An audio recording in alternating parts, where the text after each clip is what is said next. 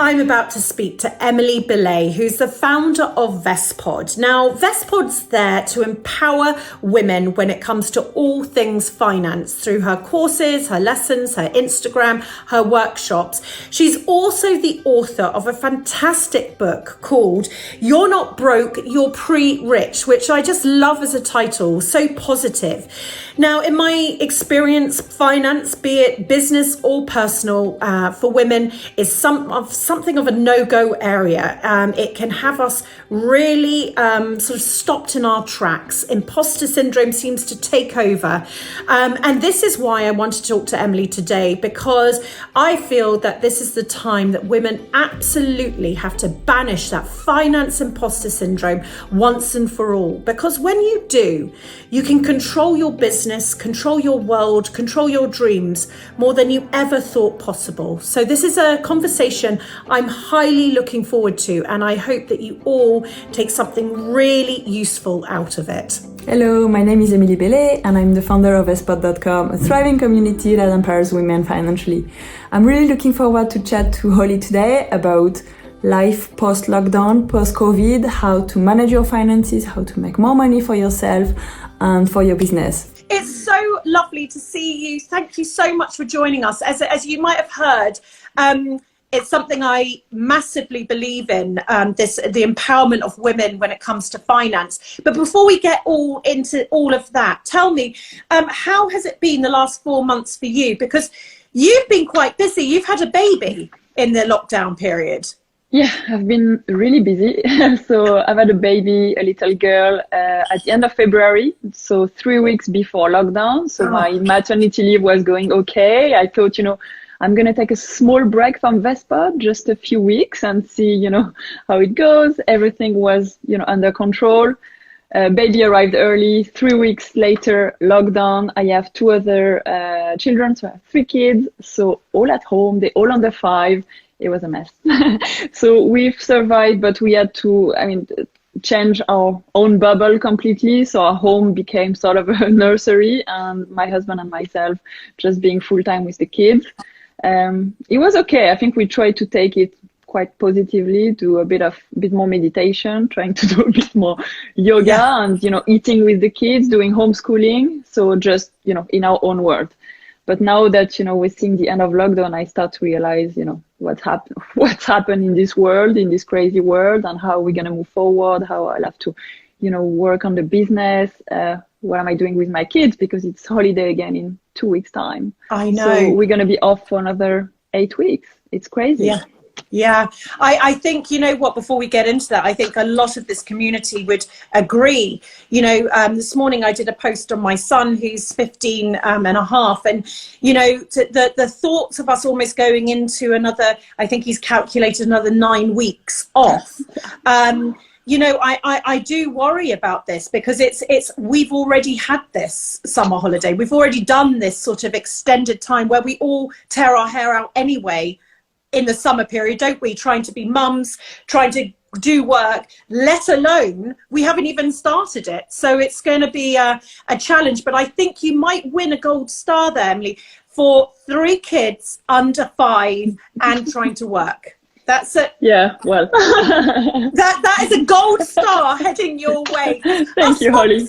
We don't get gold stars, do we? No, we don't. House points. We need more house points. Yeah, it's like you'd be winning. Yeah, totally. Now tell me, you previously worked in private equity and started your career in Lehman Brothers, at Lehman Brothers. And I can only imagine what a male-dominated environment that you sort of kick-started your world in. Can you share with us a bit about what led you to launching Vestpod and sort of leading? Was it that experience that made you want to lead that mission for women to feel empowered with money?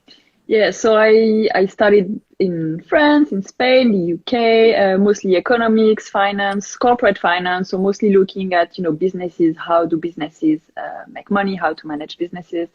And I thought, okay, why don't I go into, big American bank? I will learn a lot. So I started working at Lehman in 2006. I did a a summer internship, so super challenging. So I was obviously very, very junior. I got a job at Lehman, so I came back after I finished my studies, came back to Lehman full time. I was an analyst there. And that was a year prior to the bankruptcy. So I must say, when you join one of these big banks, I mean, at least at the time, I mean, that wasn't too bad in terms of men and women joining the firm. I think in my promotion, we were mostly, I mean, almost half and half. The problem is when you start becoming more senior. Yeah. And after a few years, most women leave. And if you look at top management of the bank, I mean, there's only very few women. So I didn't really have any role model in finance, in private equity, very hard to find them. And I continued working in private equity post bankruptcy because we managed to, I mean, the manager of my team managed to, take the money out, do a spin-off of the fund. So I worked in private equity, only women in the team, worked really hard. And I thought, okay, I'm not seeing myself there in the next, 10, 20 years. I want to have a family. I'm not looking for life balance. I don't think that really exists, but at least I want to find a purpose. From private equity to raising money, crashing my first startup, and being pregnant with my first child, and being like, wow, where do I even start?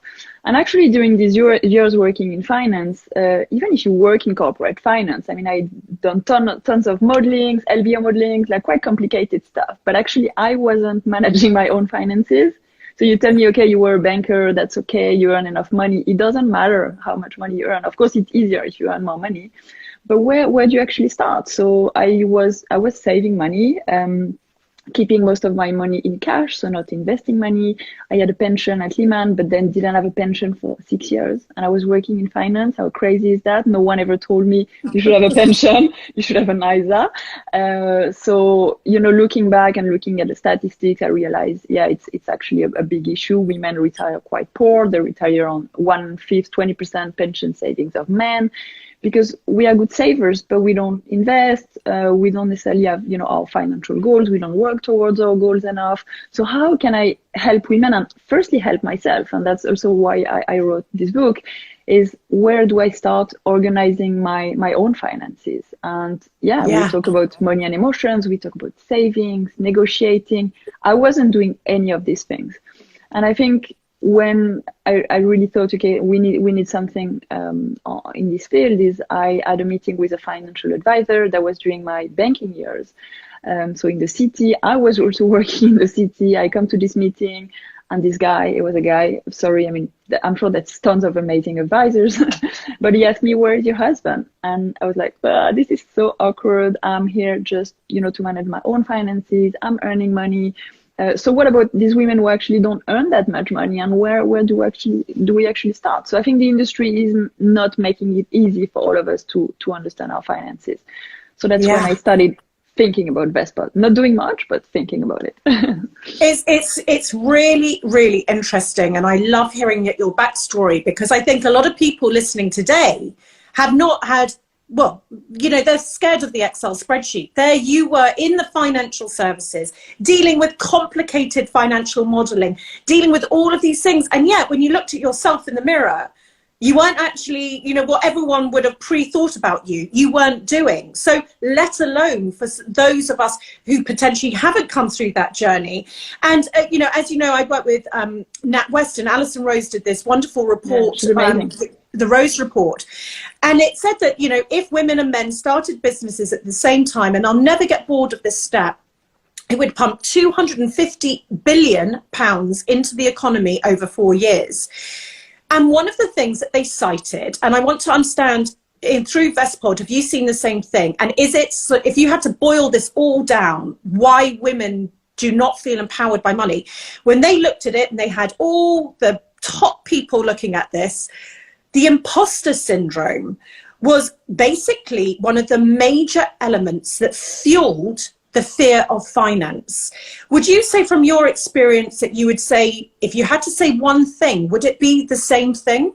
Yeah, I think I would tend to agree with that. Impostor syndrome is a big one. And what I see So Vestpod, what we do, I started Vestpod really sending a weekly newsletter. So we're talking here about imposter syndrome. I had a massive imposter syndrome because I was the one, working in finance, corporate finance. People don't necessarily understand the difference between corporate finance, wealth management. It doesn't matter. But I knew I wasn't coming from the wealth management industry, the asset management industry, and I was about to teach people how to manage their finances.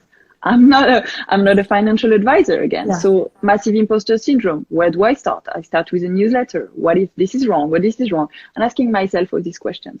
So we started with the newsletter, and now we organize classes, online webinars, etc. So where I'm actually teaching others about everything I've learned. And what I see in the community, one of the biggest problems is around confidence. Confidence and imposter syndrome. So even if women, it's amazing because I've seen so many women asking about how to start investing, how to start saving, how do I negotiate my salary. So that's already really, really good when you understand, okay, I need to do something about my own finances.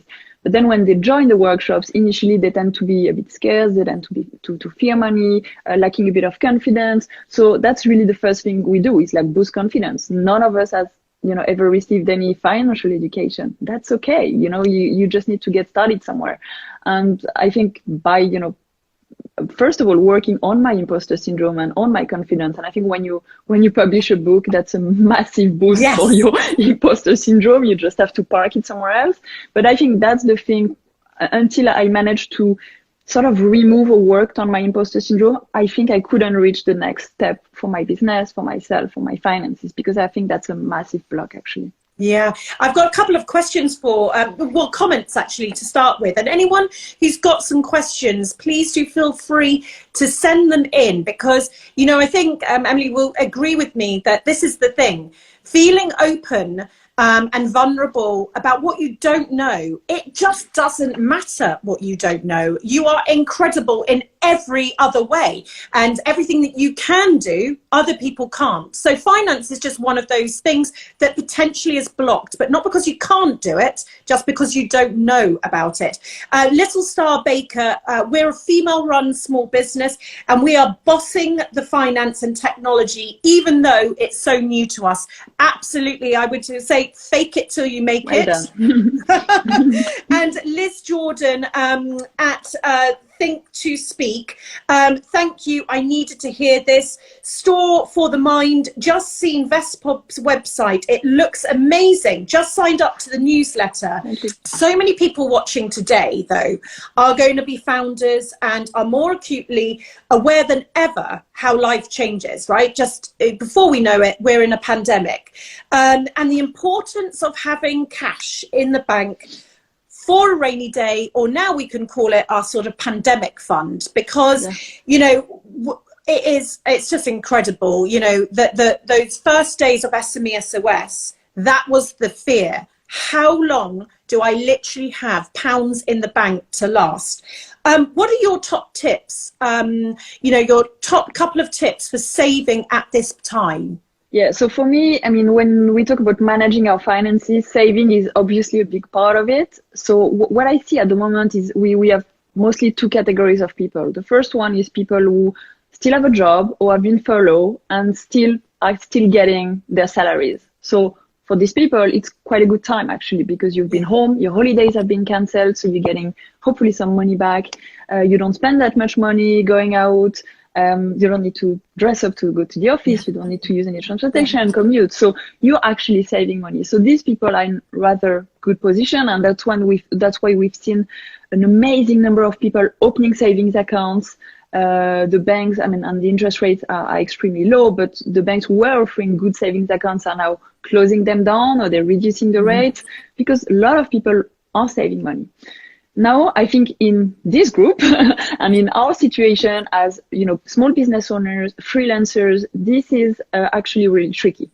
So hopefully most of us would have had before a crisis, or, one of the first steps when you actually go and see a financial advisor, this is not financial advice, but it's to have an emergency fund. So you call it your COVID fund, you call it your crisis fund. I think what we're seeing today, we're going to see it again. I worked for Lehman Brothers. That was 10 years ago. We've seen Brexit that potentially also had an impact on your business. Now we see the COVID crisis. So you always need some money on the side. Yeah. And when you run your business, sometimes you tend to put all your money together, your business money, your personal money. What I would tend to say is try to separate both of them. And you need cash for yourself and you need cash in your business. Yeah, and I loved what you just said there. You know, we think we've just gone through this massive thing called the pandemic.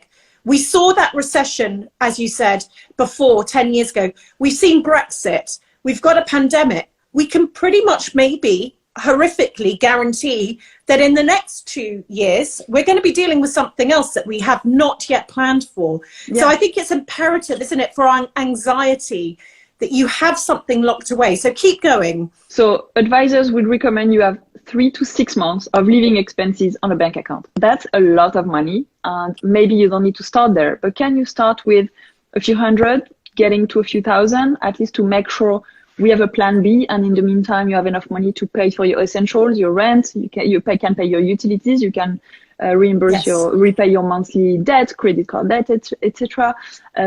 So really have like the bare minimum, but you need to have this in a saving account available anytime.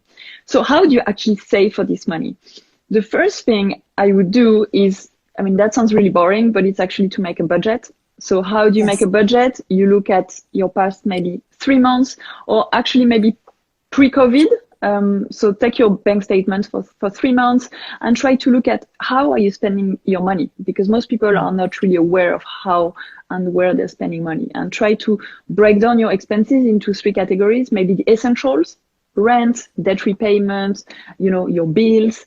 Then you have a category for saving. Are you saving any money? If you're not at the moment, that's fine, but maybe you should try to increase this saving pocket. And then your lifestyle expenses. So I think for me, knowledge is power. Once you know where you're spending your money, then you can work on your number and try to improve these categories.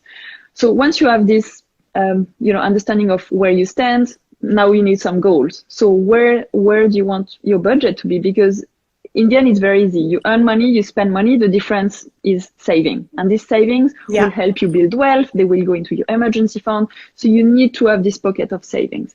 I'd like to see it as a percentage of salary. I mean, especially when you have a small business, when you're a freelancer, you don't have a regular income, try every month to put a bit of money aside. I know you need to put money aside for your taxes, but also try to put money aside on your saving accounts.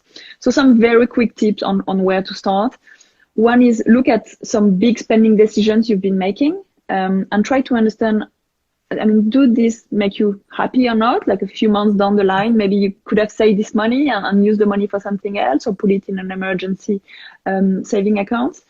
Can you go and renegotiate all your bills? I think it's a really good time to do it. Maybe you could have also a mortgage holiday. So try to find some savings. I mean, go really granular into, where you're spending money, and try to find the savings. Internet, mobile, you could save, a few £100 amounts easily, like renegotiating these bills. Another one is subscriptions. I'm sure we all have tons of subscriptions, like, try this app for free for a month, and then you just forget about it. And every month it's coming out of your bank account. That's like £5 here and there, £10. You may have Netflix, Prime. I have all of them and they're actually super costly. So you can just, again, check your bank account or use an app. There's a few apps such as Emma, for example. They screen your bank accounts. They tell you this is what you have. Cancel, and you're saving a little bit of money. What's that app? What's that called again? How do There's you spell one it? called Emma, EMMA. Oh, EMMA.com. Exactly. It's an app, actually. Yeah, it's an app. Sorry, Emma. Okay, brilliant tip. Yeah. So you can screen your account. You can also use, a lot of different apps. One thing that's quite easy for people who think they can't save money is use a micro saving app. So an app that will actually round up your saving. So they're linked on your bank account. They're screening your account. Each time you spend a bit of money, they will round up and they will put this money on a saving account or an investment account. So there's Moneybox, for example, Chip, Plum. There's quite a few. I don't get any commission from them, but and just check them out on the Apple Store. They're really cool. And that's like when you spend a coffee, buy a coffee and it's £3 or £2.90. You can round it up to £3, can't you? And that 10p goes into your savings account. Yeah, exactly. It's so clever. It's brilliant. And without realizing it, you will start saving a little bit. So I'm not telling you that will be your, pension fund that won't build up your whole emergency fund, but that should give you a small boost. And if you're not earning a lot at the moment, at least implementing these like very small changes, that should help you get started. Oh, it's just fantastic tips. Now, just before we go on, because I had a couple of more questions, tell me, one of the things forever that I have been asked is, that's fine. So you say for me to budget, and I'm one of those people with my friends that had a budget, and I would then delete all my cells and then send them my Excel spreadsheet so that they had all of the cells. And similarly, by the way, in business, so in my personal life and business, the number one question is, can you just give me a format to how my budget should look? Can you pre-do all the cells?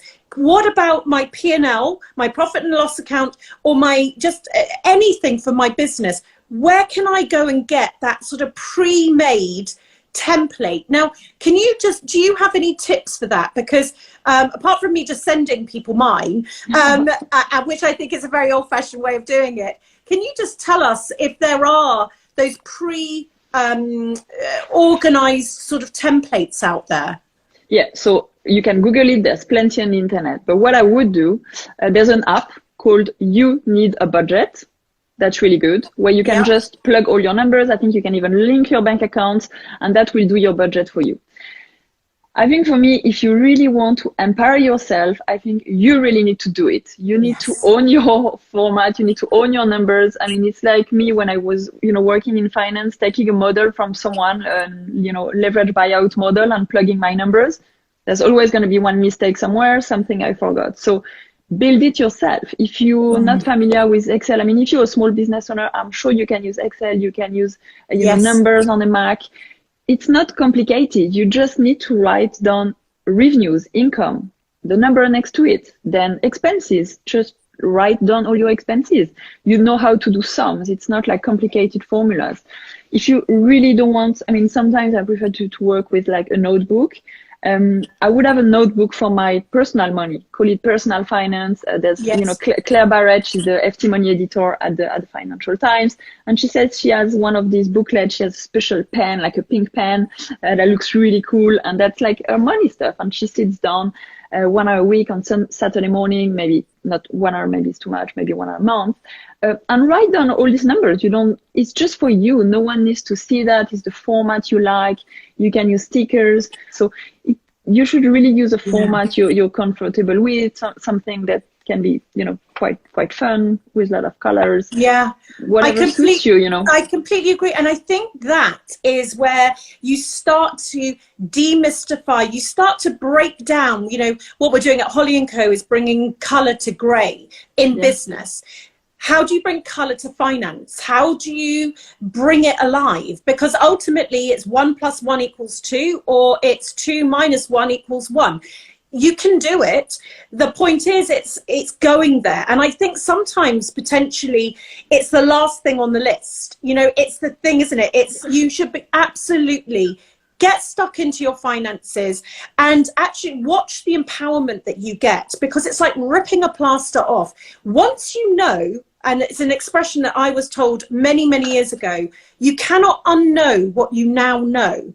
Once you know that you're either in the shit or you're not, actually, that you felt you were, and you lived your life full of anxiety, but actually you're going to be okay. It's such an empowering moment, isn't it? It's something I wish everyone had who is scared of it, that they realized whatever the news is, you feel better for knowing. Would you agree in that? No, I completely agree with you, Holly. And for me, doing this work for your finances, you're not doing it for anyone else. You're just doing it for yourself. So I try to, I think lockdown was actually quite good in a way, if you managed not to read the news, not to, be impacted by, all this external noise. What you're going to do with your own finances, you're just doing it for you. So learn the basics. It's really not rocket science. It's not complicated. Everyone can do it. I know some people can have these blocks around numbers. They don't like numbers because they didn't like math at school for some reason. We're just talking like very simple numbers. Then we can talk about saving more. We can talk about investing more. But it's so gratifying to do it for yourself and to see that, you know, you have the power to know what's going to happen to your money. So I know I'll have enough money for the next 5 years for my medium-term goals. I will have enough money to retire at this age, potentially. But I know I'm saving for my future. I'm saving for my family. I'm saving for my kids. And women are really, really good at that. So try to find the things that really motivate you. I think it's the same. In business, you would have very ambitious goals, hopefully for your business, and you'll want to make money. Maybe you're not going to make as much money, or maybe you'll make more money, but try to have a plan also for your personal financial life. Try to write down your goals, like things you're really excited about. I love people who have this, you know, boards with images of, you know, places they want to go, houses they want to buy. I know some people even go and visit these houses to touch the walls. So try to find where is the motivation in these things, you know, to try to get your money to work a bit harder, because otherwise we're just living paycheck to paycheck. We don't save money. And also if we manage to save a little bit, will that be enough? Or are we will have to work our entire life until when, basically? It's such good advice to visualize. And again, isn't that's making it creative, being able to visualize for your business and visualize for your personal life. And also, I just say before asking you a couple of comments from the community, is I also think that there's something about women where potentially our male counterparts don't mind talking about how much money they've earned, or, you know, it's a sign of success, and, you know, who's got this and who's got that. And if anyone, you know, women tend to think of it very differently. They don't necessarily talk about that. They don't really want to say, you know, I'm ambitious. And then suddenly you get called sort of, you know, not great words because you're ambitious. You are ambitious. You do want to own your own house, or you do want to go on that holiday. But guess what? You've worked bloody hard to get there. So I would say that we've got to become comfortable with talking about money, comfortable with ourselves being ambitious about it. You know, it's not that we're dainty women anymore. You know, we haven't got little hankies and we're sort of, I want a hanky right now. But you know, it's that sort of element that we still feel that we're quite twee. And I don't really understand. I think that would really help as well if we were empowered to talk about it. Is that something you found through Vestpod? Yeah, so for me, this conversation around money is one of the most important things, because as I said, you know, learning about money, the education is not rocket science. I think we come from a place where, I mean, personally, I never had any money conversation at home. In business, never negotiated my salary before when I was working in finance. And I studied economics. I mean, I'm quite familiar with the jargon. Never, I mean, okay, I have a mortgage, you know, that's maybe the one thing I've negotiated. But, you know, all these things, where do you actually start? If you never talk about money, you don't have the vocabulary to talk about money, you don't have the confidence. So you really need to get started. Now, since we don't have any financial education, we don't talk about money at home, we don't talk with our friends, because money is linked to, you know, to lots of different emotions. Maybe status for some people, it's bad to have money. For some, it's great. People don't really want to open up about money. So I've created Vestpod because I wanted a place where women would feel okay to open up and talk about money by hearing other women sharing their personal stories. So you need to find relatable stories. I think we've been sold, you know, financial products by banks who were mostly made by men for men. We can't really relate to that. Women are not so interested in financial products. They're interested in financial goals, a more holistic approach. I mean, how do we feel about money? How can we have enough money for ourselves, for our families, for our communities, to make the world a better place, rather than, okay, I'm making 10% of my investment. We should be making 10% of our investment. But, you know, I think it's a completely different approach, and the environment hasn't been very friendly, especially for women. So how do we, you know, collectively work for women to earn more money and save more money? Because that's going to be the key to reduce the gender wealth gap. But it's going to take ages, because if we don't start with, you know, earning more, saving more, investing more, we're still going to be lagging behind, basically. So start to have this conversation, but have it, groups like this. You don't need to meet people if you don't feel comfortable. Go online. There's lots of online communities, and have this very, very small chats about money, about repaying credit card debt, like simple things, but that are really like a burden for you. And also, I would say that, there is this element where, if you're going to run your business, if you're not planning Necker Island, right, and you're not going on that whole sort of, I'm going to get VC funding, I'm going to grow something to £1 billion, I'm going to sell it. So I know this community, we're in this good life model that I call, where we value happiness, we value our lives, we value our flexibility against profit and ambition. And this is where I feel is the core of what Holly & Co does. It's the sort of that element that I feel will lead to ultimate happiness for ourselves. And the thing is, if you're not going to go for Necker Island, there is nothing wrong in you saying, as you said, I'm going to set my company goals so that can empower X amount of salary into my life. And I am personally then going to have these goals, because ultimately 29,000 days on this planet, I've got definitely about 13,000 days left. You only have this time. And once you hit that sort of grave point, no one's going to give you a score for, how much money you did have. Or was that house, did you need that? Did you need that?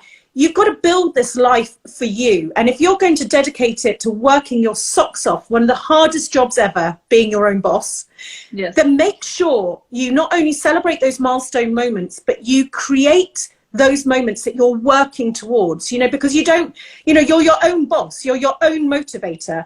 So to have those things, it's not dirty, it's not wrong, it's glorious. This is the whole point. If I couldn't buy these earrings, I'd be very, very sad.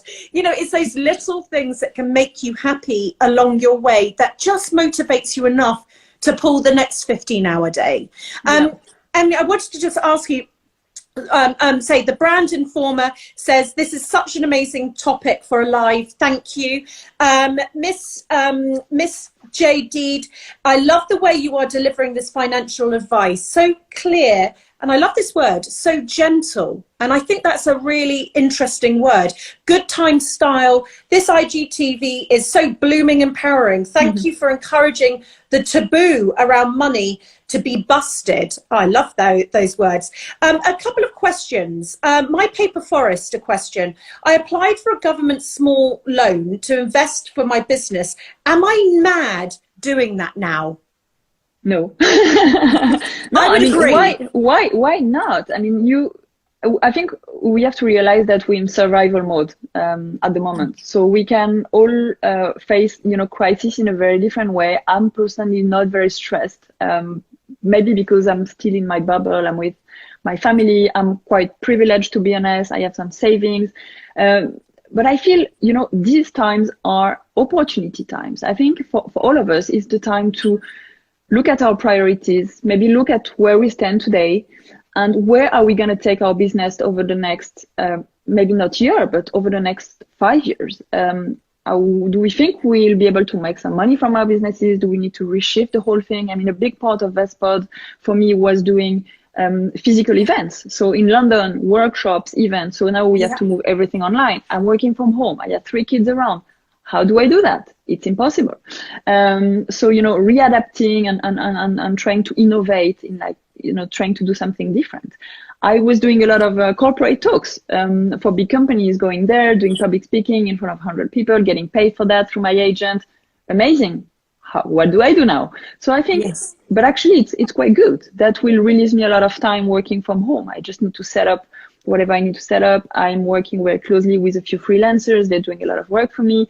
So how do I grow the business in a completely different way? So if you think you can get help from somewhere, just go and get it. If you need the money, maybe it's partnerships, maybe you work on yourself as because you're the brand. Holly, you also became a brand. Like, you had your business or your brand, and that has so much value. So I think we need to realize that you can make money a lot of different ways. You shouldn't be afraid to ask for it. You shouldn't be afraid to, you know, increase your prices. And I'm the very first. Like, I've been running these Vestpod webinars. I haven't been increasing the prices for ages because I feel bad for the communities, the crisis. Okay, maybe you keep this. You develop like a premium offering and you try to sell products at, you know, different price point, and you see, you know, is that working? So you were talking a little bit about, you know, money and being bossy and raising a lot of money and VC. So I've raised money for my previous business. It didn't work. So I've decided to bootstrap completely for Vestpod. And I think if you are at the moment building a business, you need some money from somewhere. Can you try to think about the best way to start making money without raising money for your business? Because I think at the moment, apart from maybe getting grants, getting, you know, some help from the government, but to be honest, I mean, I couldn't get any because I wasn't in, you know, the right categories. Yes. I think we are the worst categories, the small businesses. We are not in the big, you know, big package from the government. So where can you get some help? Of course, you could go and raise VC money. At the moment, it's going to take time. I think VCs are in a strong position at the moment, so they will try to get, you know, as much equity from you for maybe not so much money. So can you try to bootstrap your business and push it as much as you can without getting external funding? I'm trying to, you know, manage Vestpod on really a shoestring, so not putting more money in, but trying to make money when I need money, make money when I need money. And at least, you know, that should help in this time of crisis, because it's not like one day you're going to run out of money. Make sure you really understand how much cash you need, and don't overspend with your business. So it's maybe the time to be a bit more cautious. So if you want to, you know, launch a new product and stuff, do it on a very small scale before, you know, spending so much money on it. And I would just add to that, because I completely agree with you. When I think about starting Not on the High Street, we started with the most minimal loan. We didn't come from any money, and it was this tiny loan, and we got a £20,000 loan from a bank, and that was the start of Not on the High Street. And we ran out of money 2, 3, 4 times, and this is where we went through our VC journey. The thing is, though, in those early years, and what I have done with Holly & Co, is there is nothing, I would say, more strengthening than having to make the most of every single pound you earn. Yeah. And, you know, if you can, and bootstrapping, for those who don't know, is when you do things very nimbly, very on the cheap, basically. You are not looking to raise money, you're not looking to spend it, you're looking to be very smart with every pound that you spend. And for me, with Holly & Co, well, you know, Not on the High Street grew, and then I started Holly & Co. And it was the absolute thing I wanted to do. I could have gone and raised some money to start Holly & Co because of what I'd done before. But the point is that doing it from the ground up, it means that you know every cost of every single piece of stationery that comes into the office. You know what subscription you do need, what you don't need. You start to tender things.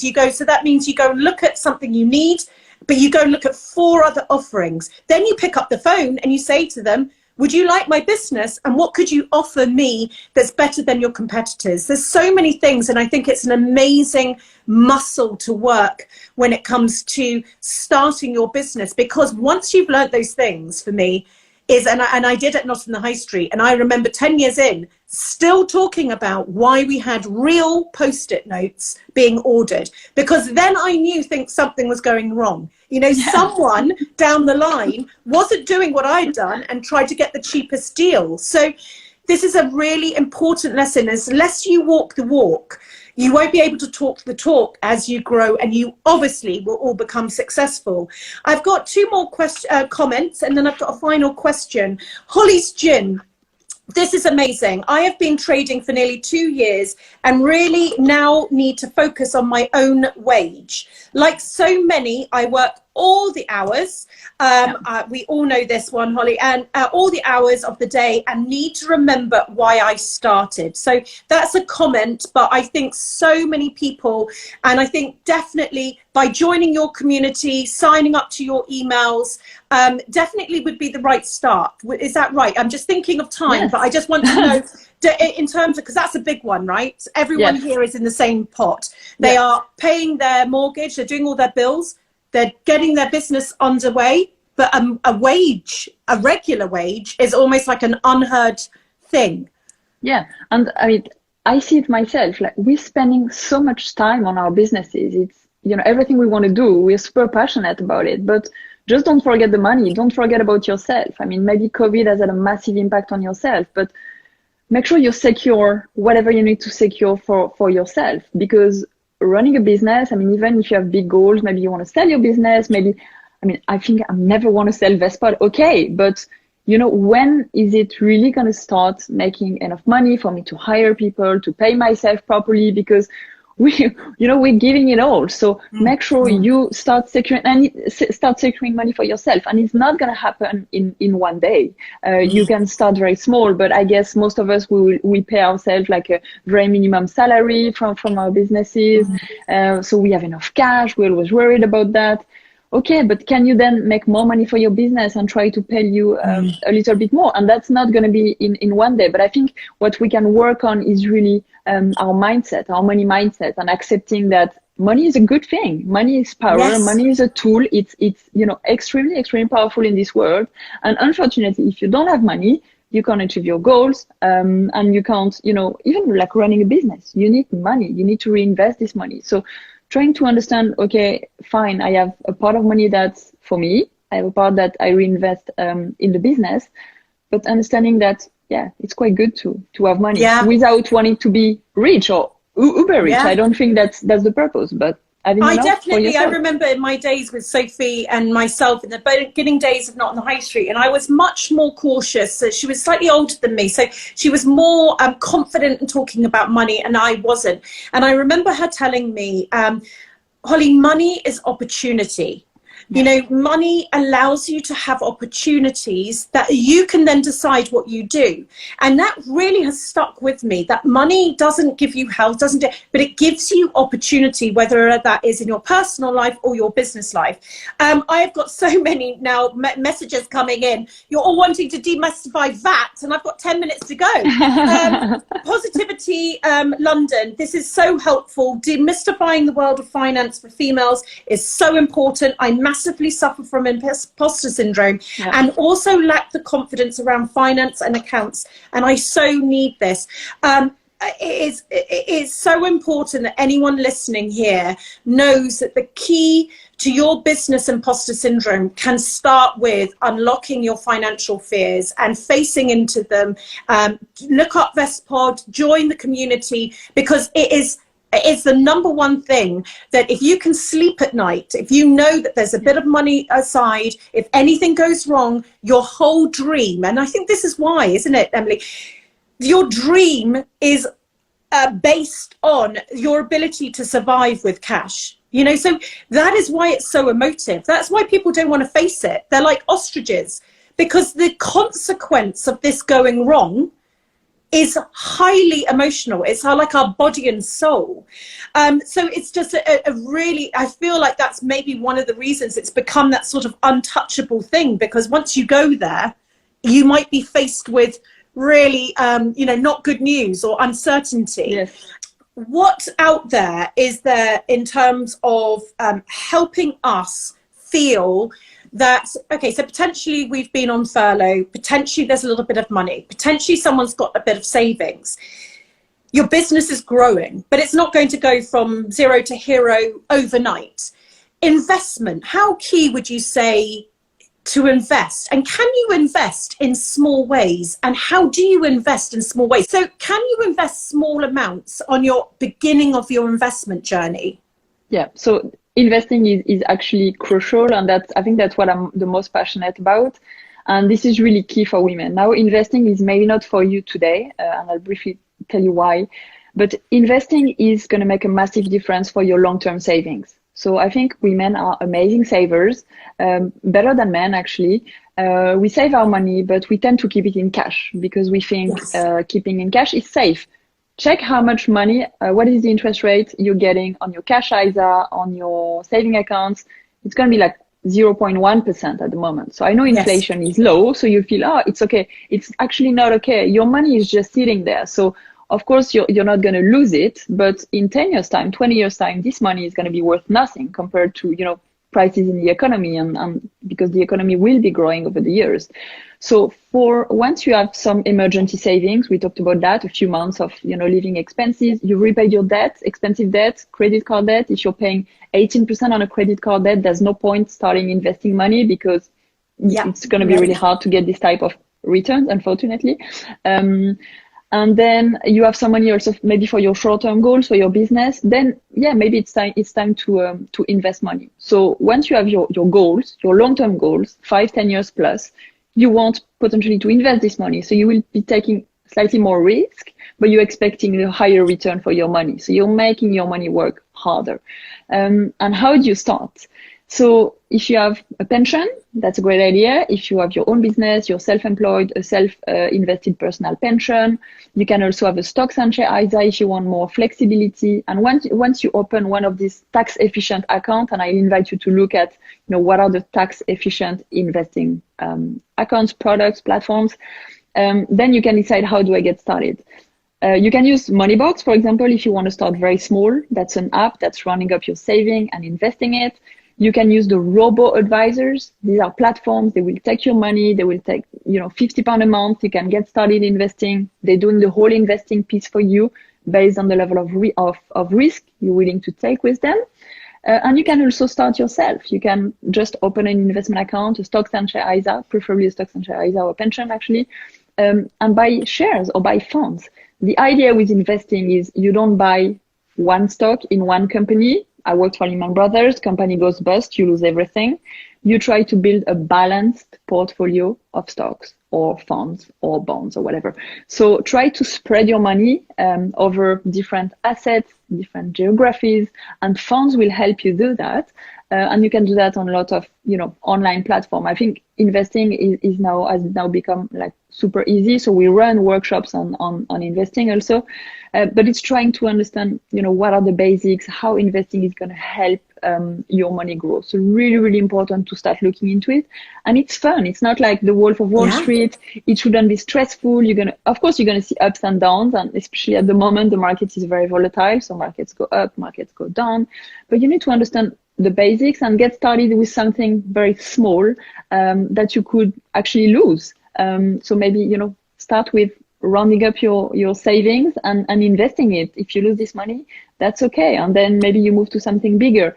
But bear in mind that without investing for the long term, for your pension, it's going to be really hard to reach your long-term goals. So investing will really boost your savings and help you have a bigger pot for, whenever you need it, when you want to retire. God, it's such good advice. It's short, sorry. No, I love it. I could be sitting here all day long. Tell me, I'm going to say goodbye in a minute, but just remind us, you just said that you do sort of investment workshops, do you? We can find all of that online, can we, with you? Yeah. Vestpod.com, a lot on our Instagram. You have all the events. This is the book. You're Not Broke, You're Pre-Rich. It's very yellow, and there's a lot of practical tips in there. Brilliant. And we send a newsletter every Thursday. So register today. On Thursday, we actually have a few surprises in the newsletter. So that's a really good week for us. So make sure you subscribe on Vestpod.com and we'll see we have a few things for you.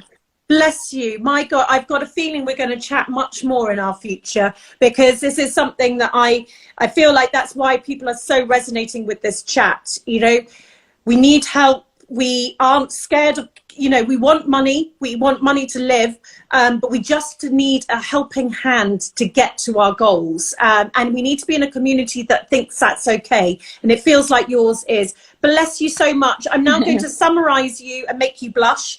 But thank you so much. Thank you, Holly. So many gold stars, Mum, of 3 under 5 in lockdown.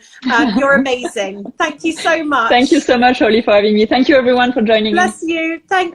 Bye. Bye. Bye. Right. I've got 4 minutes to summarize. Founders and freelancers, it is now a tough time for us to save. You always need some money aside. She was recommending 3 to 6 months. So, and I know that's a tall order, but you know, we basically need to think of our personal life and our business life and basically do the same for both. You need cash in reserve for your financial business life and you need cash in reserve for your financial personal life. Make a budget. This is the key thing. Google it. But as you said, own it though.